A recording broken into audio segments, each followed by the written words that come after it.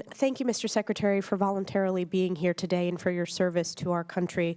My line of questioning will focus on the January 6th Intelligence Community Assessment.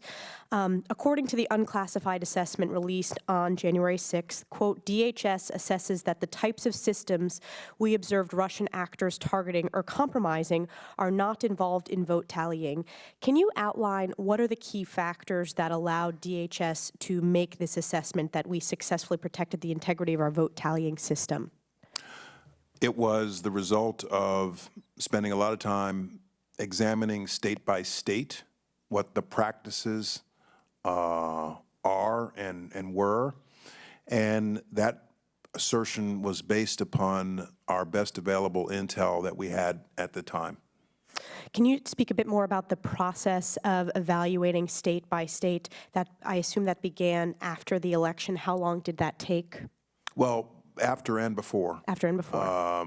And when I got into this myself in the summer of 2016, I was pleased to see that a lot of that analysis had already been done within DHS and in the interagency, so it didn't begin post-election.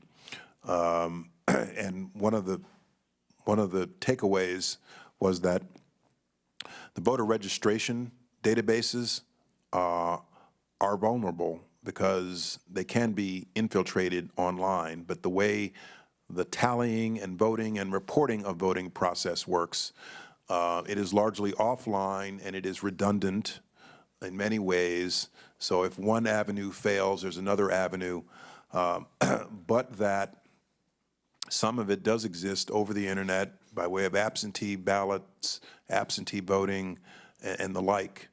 And so that was the basis for that statement at the time.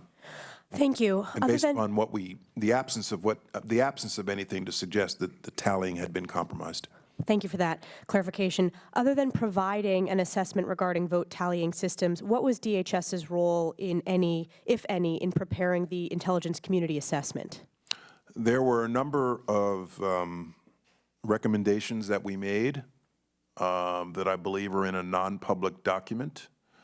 And in terms of the actual intelligence assessment, I believe we had a role in what you just stated. We had a role in making that assessment.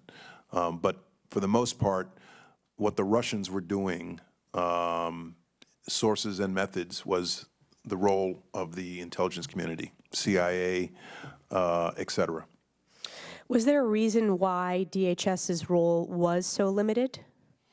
I wouldn't characterize it as limited. Going back to October, the statement that was issued in October was a joint statement of DNI and DHS. And our people were very definitely involved in the report that was issued on January 6th, as well as some of the documentation for the actions we took on December 29th. Let me ask you about the October 2016 joint statement you just referenced. The quote that was included in that statement, it says you were, quote, not in a position to attribute scanning and probing of state election-related systems to the Russian government. And yet in the January... I wrote that sentence. You did? Yes. Well, you're the correct person to ask then, because according to the January 2017 assessment, the quote was Russian intelligence accessed elements of multiple state or local electoral boards.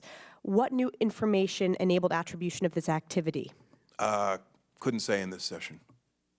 We'll follow up with you in closed session. But it is a documented, there's a documented answer to that will be reflected in intelligence reports, I'm sure.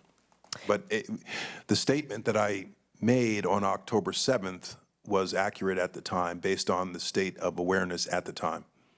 We will follow up in a classified setting. Thank you very much for the answers. I yield back. Gentlelady is back.